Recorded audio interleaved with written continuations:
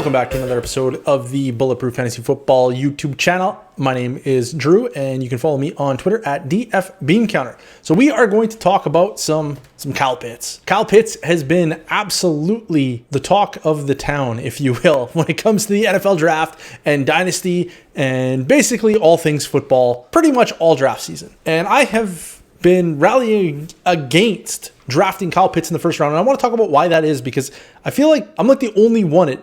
I'm sure I'm not the only one, but it sure feels like I'm on an island saying do not draft Kyle Pitts. And the reason that I'm saying do not draft Kyle Pitts is because the value doesn't make sense. So I just want to talk about kind of the history behind rookie tight end production, rookie tight end ADP changes, so on and so forth. So the first thing I want to touch on is that Evan Ingram, since 2003, Evan Ingram has the highest rookie receiving yardage on record. 722 yards. 722 yards is not winning you any fantasy leagues. So unless you are projecting Kyle Pitts for the best rookie tight end season basically of all time, he's not winning you any fantasy leagues this year, which is fine. We shouldn't expect him to. That should not be the expectation. But I just need you to understand that he is probably not going to have a huge impact on your fantasy team this year. So yeah, Evan Ingram, 722 yards, that is the pinnacle. Okay, and then when it comes to value, what we're looking at is tight ends taken in the first round of dynasty rookie drafts and the highest ADP after the rookie year. Evan Ingram came in with an ADP of 40 after his rookie year. That is the highest we have seen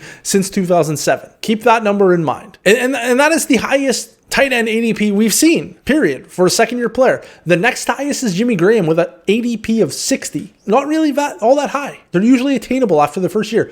But Kyle Pitts is different. I just want to emphasize Kyle Pitts is different. And when you're comparing these tight end ADPs to wide receivers, for instance, we have a 5-year stretch of wide receivers. We had 16 of them come in that exceeded Evan Ingram's all-time high year 2 ADP from the tight end position. It should be noted, Kyle Pitts has already exceeded Evan Ingram's all-time high of ADP in year 2, and he did it as a rookie. Kyle Pitts' ADP currently is 36 as a rookie. The highest ADP we have ever seen since we have Dynasty League ADPs back to 2007 is 70. That's O.J. Howard in 2017. That is the highest we've ever seen. Kyle Pitts has a 36 already. A 36 already. That is something unheard. When I first started talking about how we cannot take Kyle Pitts early, I did not think 36 ADP was in his range of outcomes. I thought, in the 60s. I was like, the 60 is too early. Now we're at 36? It's craziness. Absolute craziness. So why is that? We need to talk about why Kyle Pitts is getting this hype. And to be perfectly frank, Kyle Pitts is the best tight end prospect we've ever seen.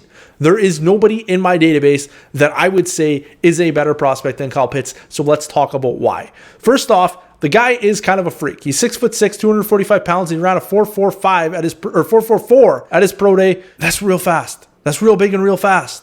He was productive in college. He was very productive in college. He is going to be an age 21 early declared tight end, and that matters to me. That absolutely matters. Let's talk his breakout age. His breakout age is 19.5, which is very good for a tight end. It's very good for a wide receiver, but very, very good for a tight end. His RAS score is a 9.64. That is quite elite, if I'm being perfectly frank. And it needs to be noted that his size, according to Relative Athletic Score, his size is only okay because he's kind of skinny for his height. He's 6'6", and he's 245 pounds. That's a little light for being 6'6". But his explosion is great, his speed is elite, and his agility is good. The guy is an all-around athlete. When we look at all this stuff wrapped together, what we get are Kellen Winslow, who went 6th overall, Noah Fant, who went 20th overall, and Kyle Pitts, who just went 4th overall. These are the best tight end prospects we've seen in my database back to 2003. This is it. Kyle Pitts is the best tight end prospect we have seen. I still don't want to draft Kyle Pitts. For a multitude of reasons. So let's talk about it. Obviously, the comps. The best tight ends we've ever seen have not turned out to be Travis Kelce as of yet. Kellen Winslow was a very good tight end. He had a couple of top 5 seasons. He did not crush fantasy in the way that Travis Kelce has. And to be drafted at 36 ADP, you need to crush fantasy the way that Travis Kelce has. You cannot merely be a really good tight end. You need to be the best tight end.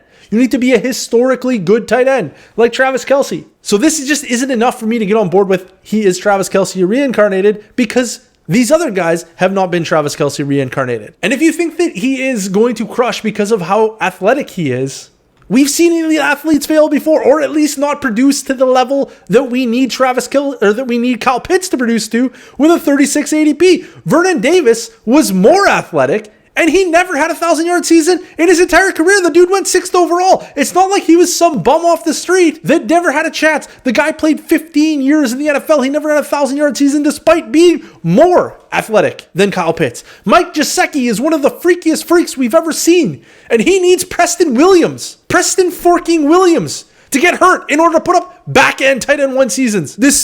Even when Preston Williams gets hurt, Mike Gesicki does not even come close to Travis Kelce type production, and he's freakier than Kyle Pitts. Dallas Clark was a first-round pick. He played with Peyton flipping Manning. He had 1 season of 1,106 yards. That's a difference-making season. His next best season was 848. That is not elite production. That is not worth the 36th overall pick in the NFL or in a startup draft. And his RAS score was higher than Kyle Pitts. And he went in the first round. He played Manning. It can't get better than what Dallas Clark had. And if you want to just go by, well, this is different because Kyle Pitts looks good on tape. I don't watch tape, so I can't argue that with you. But Lance Zierlein watches tape, and he assigns a grade to each and every prospect since 2014. OJ Howard and Hunter Henry have the same grade on tape as Kyle Pitts. There just isn't an avenue where we can look at Kyle Pitts and say he is going to smash a la Travis Kelce without a doubt. It is a complete projection. There is no evidence. This isn't like where we have Jamar Chase, where we can say, look at all the guys that look like Jamar Chase from a production, age, athleticism standpoint. They're AJ Green and they're Julio Jones and they're Calvin Johnson. Like there's nothing like that for Kyle Pitts. We can't look to it and say, look, it's happened before, and every single time it's happened, all 5 times, every guy's smashed. We don't have that with Kyle Pitts. We just don't. If you're drafting Kyle Pitts with that kind of draft capital, you are making a projection that we have never seen before. Kyle Pitts is a trailblazer.